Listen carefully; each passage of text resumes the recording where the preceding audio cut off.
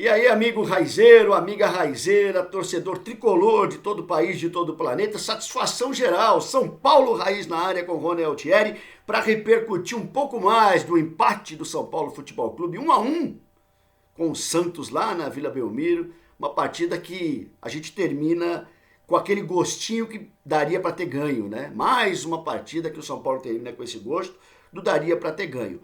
Dois tempos completamente diferentes, dois tempos bem distintos, principalmente com relação à apresentação do São Paulo.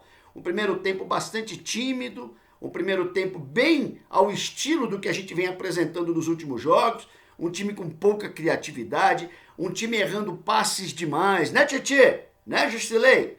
Time errando passes demais, o time com alguns jogadores durante boa parte desse primeiro tempo escondidos, né, Reinaldo? Meu Deus do céu, eu vou falar. Enfim, um primeiro tempo mais tímido, mais devagar, né? Eu fiquei pensando na bronca do Raí no primeiro tempo do São Paulo e falei, cara, eu imagino o efeito que tá fazendo a bronca que o Raí fez diante da partida praticamente nula que o São Paulo fez na primeira etapa. Já no segundo tempo, o São Paulo diferente, o São Paulo tocando bem mais a bola no campo de ataque, né? O São Paulo pressionando um pouco mais o Santos, fazendo aquelas triangulações para chegar com a bola dominada, tanto do lado esquerdo com o Vitor Bueno, que foi muito bem na partida, quanto do lado direito com o Juan Fran, né, o Igor Gomes. Então assim, o São Paulo conseguiu construir muito mais no segundo tempo do que vinha construindo no primeiro tempo. Mas enfim, esse placar de 1-1, né, pouco mexe aí na tabela ou na vida do São Paulo. Um resultado normal na Vila Belmiro, não fossem anormais os resultados anteriores do São Paulo, né? Então, muito importante para o São Paulo seria a vitória hoje,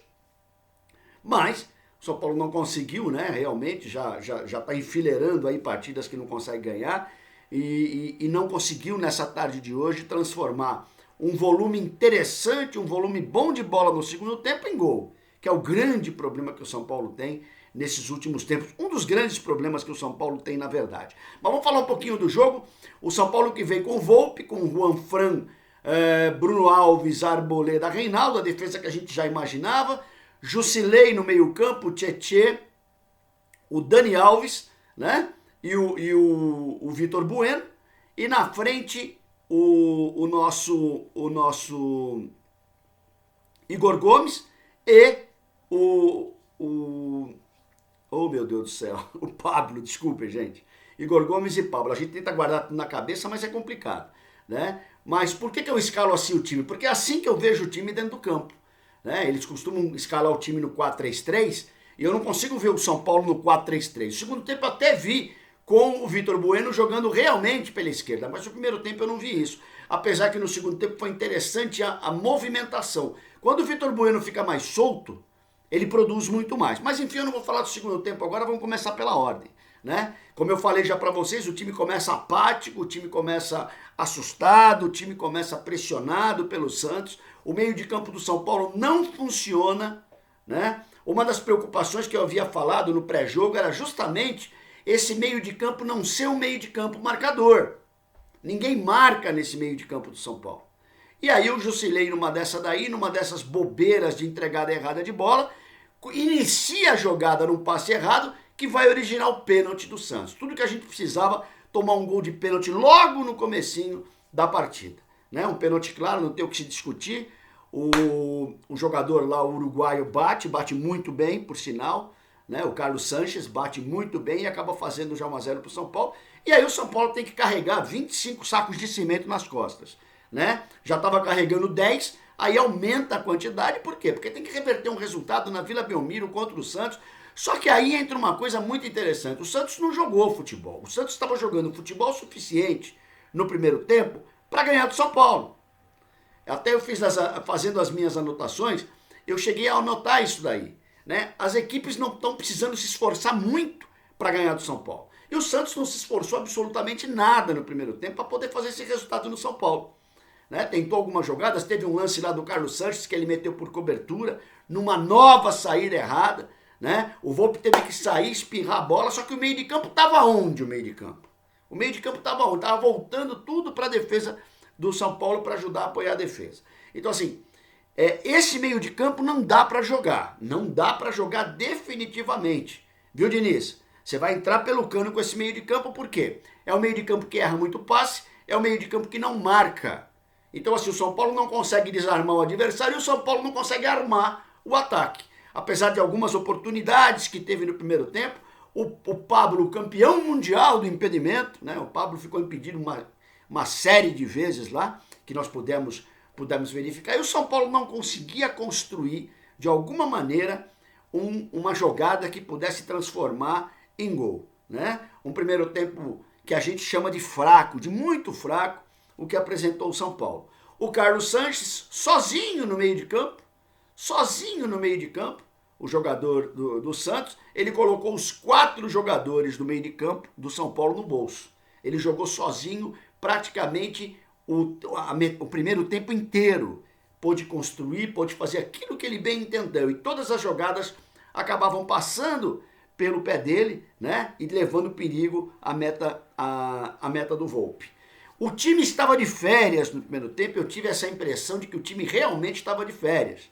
A gente tem falado muito isso nos nossos vídeos aqui no São Paulo Raiz, a gente tem comentado muito isso, da necessidade, da exigência, né, do time ter postura. São poucas partidas que faltam para acabar o campeonato e a gente não pode entregar essa pontuação.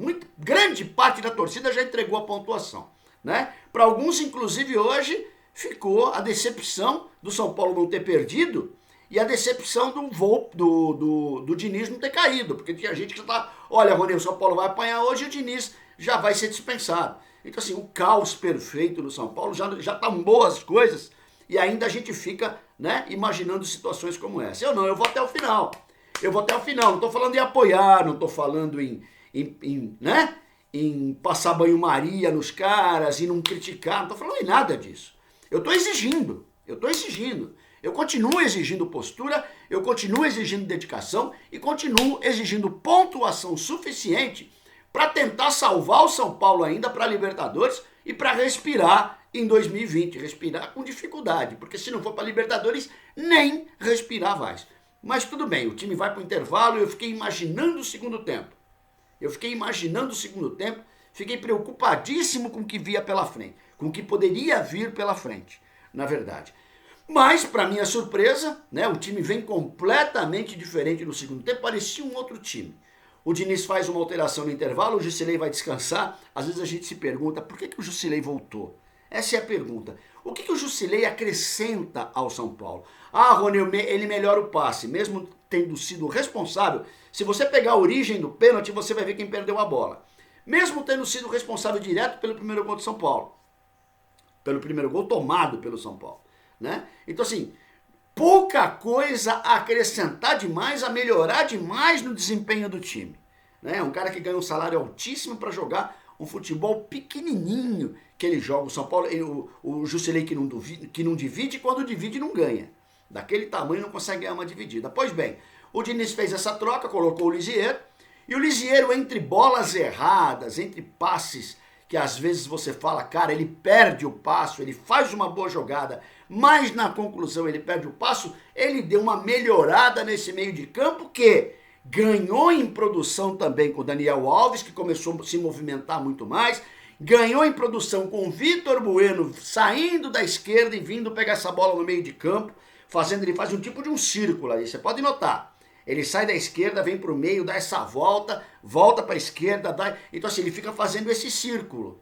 É interessante esse tipo de jogada. E o São Paulo automaticamente cresce. O Tietê voltou para ser o primeiro volante, deixando o Lisieiro sair com a bola, deixando o Dani Alves sair mais com a bola, né? E o próprio Vitor Bueno vindo fazer esse apoio. Igor Gomes deu uma cansada no segundo tempo. Igor Gomes que estava correndo bastante, errando muito passe também, errando muita bola também. Mas eu já falei, enquanto tiver cobra no time para eu cobrar, enquanto tiver medalhão no time para eu cobrar, eu vou de alguma maneira tentar poupar os meninos, porque a gente sabe da oscilação, a gente sabe da pressão, a gente sabe das dificuldades que é, por exemplo, enfrentar o Santos lá na Vila Belmiro, né? Então o São Paulo cresce, o São Paulo começa a jogar um futebol um pouco mais diferente, mas mesmo assim correndo riscos, é claro. O São Paulo vai para cima do Santos, o Santos pega essa bola, teve aquela jogada do Jorge lá, que pelo amor de Deus quase sai gol, grande defesa do Volpi, de novo, né, grande Volpi, até que aos 11 minutos, numa jogada do Vitor Bueno pela esquerda, a jogada de ponta esquerda, lembrou Zé Sérgio, o Vitor Bueno. Ele faz toda a jogada, faz o cruzamento, o Pablo faz aquele corta-luz, não sei se por querer ou sem querer, a bola sobra pro Dani, que arremata e bate com força e faz.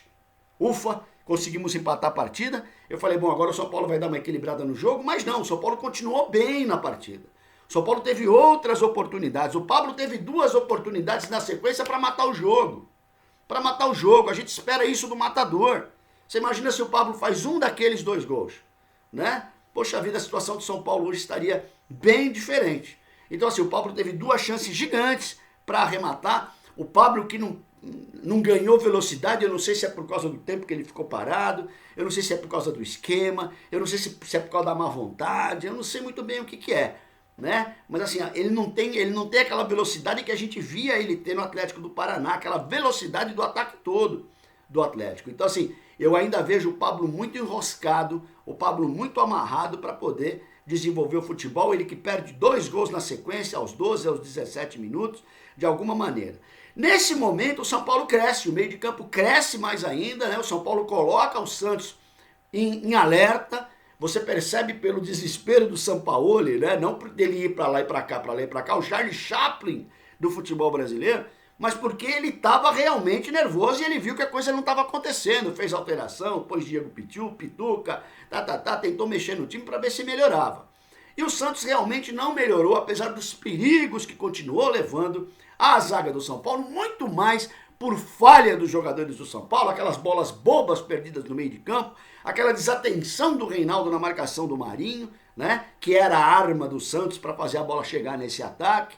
Então assim, de alguma maneira, o São Paulo, mesmo correndo riscos, conseguiu dominar o segundo tempo. Tivemos um primeiro tempo do Santos, tivemos um segundo tempo do São Paulo, e quando é assim, amigo, o empate acaba sendo um resultado justo, né? Muito mais justo do que, obviamente, um outro resultado. Claro que a gente queria a vitória do São Paulo, claro que o São Paulo teve oportunidades, mas o Santos também teve. Enfim, de alguma maneira a gente viu um São Paulo se comportar de 2 maneiras completamente diferentes. No primeiro tempo, né? Aquela timidez, aquela má vontade, né? Aquela coisa que a gente já vem assistindo dos últimos jogos, porém no segundo tempo é uma maneira um pouco diferente de jogar bola. Ah, Rony, você já tá achando que os caras jogaram pra caramba? Não, eu não tô achando nada disso. Eu só tô achando que o São Paulo fez um bom segundo tempo. Não dá pra eu ficar pensando nos últimos jogos, porque senão a coisa vai ficar complicada, eu não vou conseguir andar pra frente, né? Não jogou nada nos últimos jogos, hoje fez um segundo tempo que a gente entende que é muito mais adequado ao time que tem, aos jogadores que tem, à formação que o Diniz tenta dar para o time, né? Então assim, com tudo de ruim, com tudo de pior, com tudo que eles mesmos fizeram, é claro, que aconteceu nessas últimas semanas, o São Paulo acabou tendo um desempenho satisfatório na Vila Belmiro. A vitória interessava muito, muito demais, a vitória interessava para o São Paulo, mas o empate acaba saindo, pelo menos é um ponto que a gente leva. Se tivesse levado um ponto do Atlético do Paraná domingo, já seriam 2 pontos em 2 jogos, né? Então assim, a gente vai catando um milho lá de alguma maneira, vai tentando juntar uma moedinha lá para encher o cofre. É isso que o São Paulo tem feito ultimamente, né? E é importante você pelo menos tentar pontuar para ver se você consegue caminhar rumo ao teu objetivo, que a gente sabe que é atingir a Libertadores. De alguma forma, então, o São Paulo consegue sair da Vila com esse ponto, que acaba sendo um ponto importante, não perdeu a partida, de repente a equipe encorpa, de repente ela cria personalidade, olha a gente gerando esperança de novo. É claro que gera uma esperança pequenininha, né? Porque a gente está acostumado a gerar uma expectativa gigante e acaba se frustrando. Então a gente vai devagarzinho, espera um pouquinho, se jogar o próximo jogo, né, dessa maneira que jogou o segundo tempo, cara, pode ser que o time consiga acertar o passo e consegue mais uma vitória. E é passo a passo, não tem muito o que fazer, é partida a partida, não tem muito o que fazer diferente disso, e esperar a atitude que a gente tanto espera e exige da comissão técnica, do elenco tricolor e do nosso diretor de futebol. Eu sei que é difícil, eu sei que é meio utópico, mas a gente tem que continuar batendo esse martelo, gente. Tem que continuar. Pro prego entrar na parede, velho, você tem que continuar batendo o martelo, senão ele não entra. Só falando pro prego, o prego não entra, né? Então, de alguma maneira, a gente tem que manter isso daí, tá certo? Muito bem, como eu falei, entrou o Liseiro, depois entrou o Gabriel Sara, pouco acrescentou, claro, o finalzinho da partida não tinha muito mais o que fazer, no lugar do Dani Alves, que deve ter cansado mesmo, quando começa a rear a meia, meu amigo, quando começa as pernas a trançar meio esquisito uma com a outra, é porque o gás acabou de alguma maneira, né? Uma boa apresentação, a defesa muito exposta, isso está prejudicando o trabalho do Bruno Alves e do Arboleda. O São Paulo continua tomando poucos gols, apesar de ter tomado 2 do Fluminense, 1 do Atlético e 1 hoje, mas o São Paulo continua tomando poucos gols. Mas a gente percebe que Bruno Alves e Arboleda estão sobrecarregados. O meio de campo não faz a função que tem que fazer e sobrecarrega os dois. Tanto é que o Bruno Alves errou algumas bolas, tanto é que o Arboleda errou alguns botes, o pênalti foi um exemplo disso. Por quê? Porque o tsunami vem em cima da defesa e a defesa tem que parar aquela onda, né? Os dois sozinhos ali tentando de alguma maneira fazer isso daí. É necessário muito mais proteção na frente da zaga. Imagino que o Diniz já esteja repensando a volta do Luan. O Luan estava fazendo esse papel de protetor muito bem, né? Então assim, ele quis ganhar a qualidade da saída de bola, mas ele perdeu a qualidade da defesa, a qualidade da proteção. Então o Diniz vai ter que rever, de alguma maneira, essa proteção maior a Bruno Alves e Arboleda. O resto do time eu falei, de alguma forma o time foi satisfatório no segundo tempo e vamos esperar a próxima partida para ver qual vai ser a reação do São Paulo e a maneira que o São Paulo vem para campo. Legal, gente?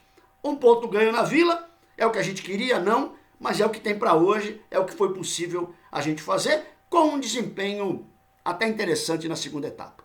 Legal, gente? É isso daí. Excelente final de semana para todo mundo e vamos em frente. Avante, tu és forte, tu és grande, São Paulo Futebol Clube. Rony Altieri, São Paulo Raiz na área. Grande abraço, gente.